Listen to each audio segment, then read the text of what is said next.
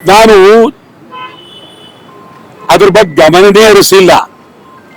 ಮೊದಲನೇದು. ಎರಡನೇದು, ನನಗೆ ಜಾತಿ ಬಗ್ಗೆ ನಂಬಿಕೆನೇ ಇಲ್ಲ. ಎರಡನೇದು.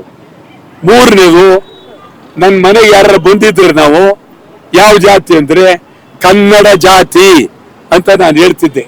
ಪ್ರಾಮಾಣಿಕವಾಗೂ ಕನ್ನಡ ಜಾತಿ ಅಂತ ಹೇಳ್ತಿದ್ದೆ. ಕುರುಬ, ಕುಂಬಾರ, ಲಿಂಗಾಯತ ಯಾವ ಹೇಳ್ತಿರ್ಲಿಲ್ಲ. ಕನ್ನಡ ಜಾತಿ. ನಮ್ಮ ರಾಜ್ಯ ಉದಯವಾಗಿರುವುದು ಭಾಷಾವಾರು ಪ್ರಾಂತ್ಯ, ಭಾಷೆಯ ಆಧಾರದ ಮೇಲೆ ರಾಜ್ಯ.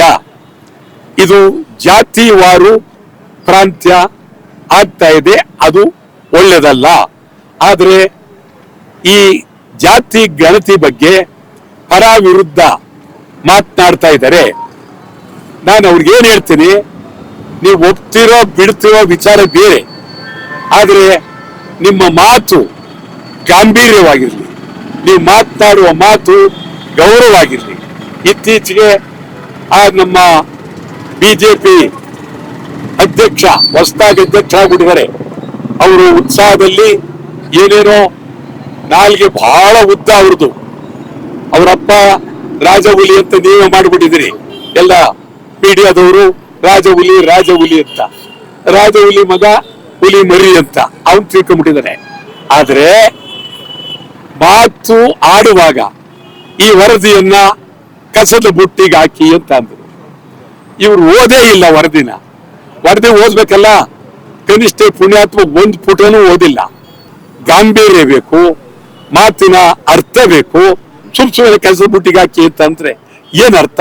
ಓದಿ ಅದರ ಮೇಲೆ ನಿಜವಾಗ್ಲೂ ಅನ್ಯಾಯ ಆಗಿದೆ ಅಂತಂದ್ರೆ ಪ್ರಾಮಾಣಿಕವಾಗಿ ಚಿಂತನೆ ಮಾಡಿ.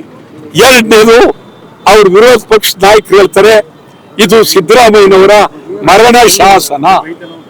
ಅದಂದ್ರೆ ಏನು? ಮರಣ ಶಾಸನ ಅಂದ್ರೆ ಏನು? ಸಿದ್ದರಾಮಯ್ಯನವರು ಮರಣ ಶಾಸನ ಅಂದ್ರೆ ಅಶೋಕ್ ಹೇಳೋದಾದ್ರೆ ನನ್ಗನ್ನಿಸ್ತದೆ ಅಶೋಕ್ ವಿರೋಧ ಪಕ್ಷದ ನಾಯಕನಾಗಿರೋದಕ್ಕೆ ನಿಜವಾಗ್ಲೂ ಸರಿ ಇಲ್ಲ. ಅದೆಲ್ಲ ಮಾತಾಡಬಾರ್ದು. ಒಂದು ಅವಕಾಶ ನಿಮಗಿದೆ, ಶಾಸನಸಭೆ ಇದೆ. ಶಾಸನಸಭೆಯನ್ನ ಕರೀರಿ. 3 ದಿನಗಳಲ್ಲ, 10 ದಿನಗಳಾಗ್ಲಿ. ಶಾಸನಸಭೆಯಲ್ಲಿ ಯಾರ್ಯಾರು ತಮ್ಮ ಪಾಂಡಿತ್ಯ, ಯಾರ್ಯಾರು ವರದಿಯನ್ನು ಓದಿದ್ದೀರಿ, ಎಲ್ಲೆಲ್ಲಿ ವರದಿ ಲೋಪ ಇದೆ, ಏನೇನಿದೆ ಅನ್ನೋದನ್ನ ಅಂಕಿ ಅಂಶ ನೀವು ಶಾಸನಸಭೆಯಲ್ಲಿ ಹೇಳಿ. ಸರ್ಕಾರ ಒಪ್ಪದೇ ಇದ್ದಾಗ ನೀವು ಬೀದಿಗೆ ಬನ್ನಿ, ನಿಮ್ ನಾಲ್ಗೆ ಬೀದಿಗೆ ಬಿಡಿ. ನಮ್ಮನೆಗೆ ಬಂದಿದ್ರು ಬಂದಿಲ್ಲ ಅನ್ನೋದಲ್ಲ, ಬಂದಿರ್ಬೋದು, ಬರದೇ ಇರ್ಬೋದು.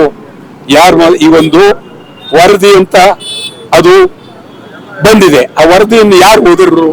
ಮುಖ್ಯಮಂತ್ರಿ ಓದಿರ್ಬೋದು, ಮಂತ್ರಿಗಳು ಓದಿರ್ಬೋದು. ಈ ಹೊರಗಡೆ ಮಾಧ್ಯಮದ ಮೂಲಕ ಅದು ಪ್ರಸಾರ 70 ಕೋಟಿ 80 ಕೋಟಿ 120 ಕೋಟಿ ವಸೂಲಿ ಮಾಡಿರೋದು ಇದೆಲ್ಲ ಬರ್ತಾ ಇದೆ. ನಾನು ಓದೇ ಇಲ್ಲ.